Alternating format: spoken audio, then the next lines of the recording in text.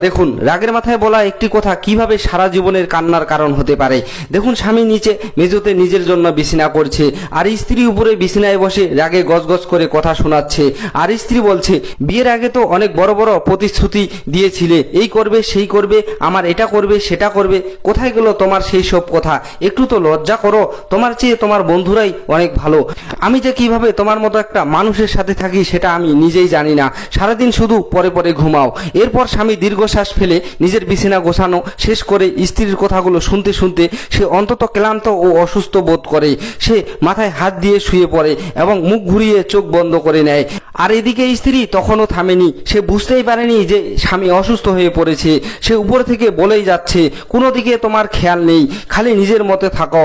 আর হঠাৎ স্ত্রী খেয়াল করে স্বামী একদম নিশ্চুপ। সে পা দিয়ে ইস্কা একটা লাথি মেরে বলে, এই শুনছো, কি হলো, ঘুমাচ্ছ নাকি, কথা বলছো না কেন?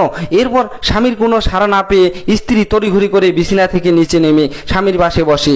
সে স্বামীর গায়ে হাত দিয়ে ঝাঁকাতে ঝাঁকাতে বলে, এই উঠো না, কি হলো তোমার, শুনছো কি বলছি? আরে কথা বলছো না কেন, প্লিজ উঠো না। এদিকে স্বামীর নিষ্প্রাণ দেহটা নড়ছে না, সে ততক্ষণে চিরধরে ঘুমিয়ে গেছে।